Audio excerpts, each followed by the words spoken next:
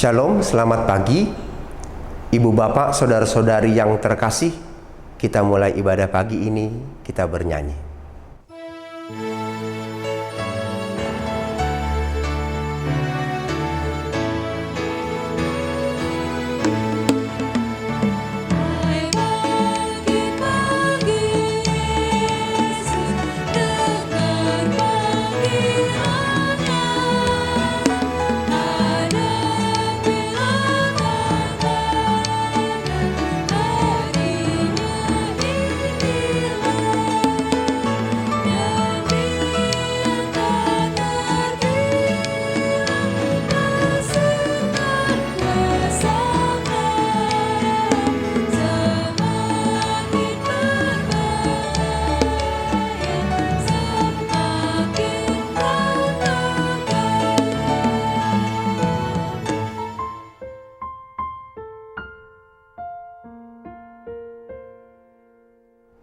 Kita berdoa.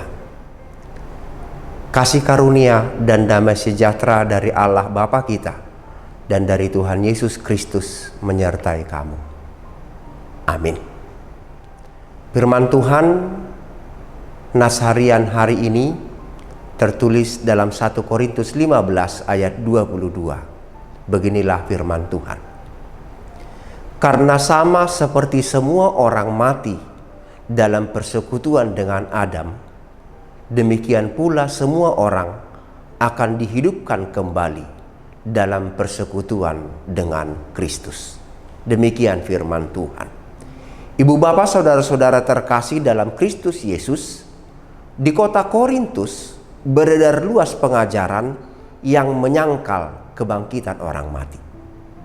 Selain tidak ada bukti, kebangkitan tidak bisa diterima rasio atau logika.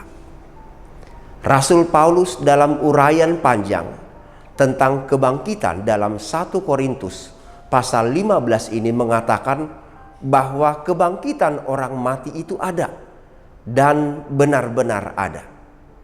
Jaminan kebangkitan itu adalah kebangkitan Yesus Kristus. Dalam ayat 20, Rasul Paulus mengatakan Kristus yang telah dibangkitkan adalah buah sulung, perintis, pionir kebangkitan menurut rancangan Allah Bapa.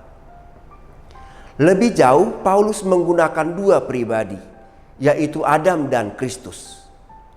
Adam dan Kristus yang disebut di sini tidak mewakili pribadi, melainkan Kristus dikontraskan dengan Adam. Bisa kita baca dalam ayat 21 sampai 22. Adam mewakili generasi yang telah gagal menaati perintah Allah yang mengakibatkan kematian. Melalui Adam, kematian menjalar ke semua orang. Sebaliknya, Yesus yang taat, bahkan taat sampai mati di salib, kebangkitannya menjadi jaminan kehidupan yang baru pula bagi siapa saja yang percaya kepadanya. Manusia yang seharusnya dihukum dan mati, kini menerima karunia penebusan, keselamatan, dan kehidupan yang kekal. Saudaraku yang terkasih, kebangkitan tidak harus kita pahami dari sudut pandang rasio atau logika. Kebangkitan harus dilihat dengan iman percaya kita. Dalam pengakuan iman kita selalu bersaksi, aku percaya kepada Roh Kudus, pengampunan dosa, kebangkitan daging, dan hidup yang kekal. Roh Kudus yang memateraikan kebangkitan itu dalam hati kita. Kebangkitan daging membuat kita semakin mempersiapkan diri selama hidup di dunia ini, agar kelak di hari kedatangannya kita adalah milik Kristus sebagai upah dari karya penebusannya. Amin. Mari kita berdoa. Terpuji Engkau ya Allah Bapa di dalam Kristus Yesus yang telah menjadi jaminan kebangkitan bagi kami. Maut, kematian, dan kubur tidak berkuasa menahan tubuh kami kelak, karena kami semua akan dibangkitkan pada hari penghakiman Tuhan. Biarlah hidup kami selama di dunia ini adalah persiapan bagi kami untuk kelak memasuki kehidupan yang kekal. Karena di sana kami akan menerima dan mengalami persekutuan yang kekal dengan Allah Bapa di sorga, dengan anak-Mu Kristus Yesus. Bapa terkasih, Bapa di dalam Kristus Yesus, kami serahkan semua hidup dan kehidupan kami hari ini. Baik apapun yang akan kami kerjakan, apapun yang akan kami lakukan, bahkan setiap pergumulan dan pengharapan kami hari ini, kami pertaruhkan hanya di dalam nama Tuhan, karena kami tahu dan kami percaya Tuhan sangat mengasihi kami. Tuhan jagai kesehatan kami, Tuhan jauhkan kami dari mara bahaya. Tuhan yang memberkati semua pekerjaan tangan dan pikiran kami hari ini, esok, dan selama-lamanya. Dalam Kristus Yesus kami berdoa. Marilah kita berdoa bersama dalam doa Bapa kami. Bapa kami yang di surga, dikuduskanlah nama-Mu.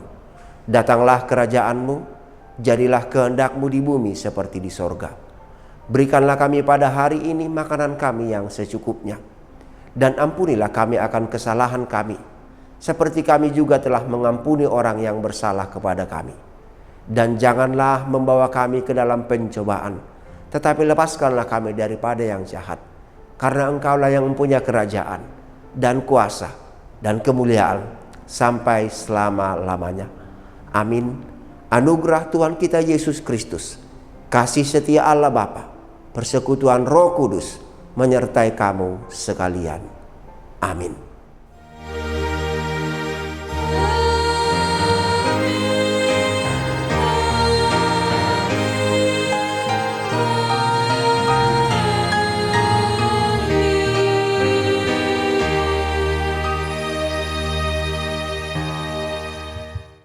Shalom.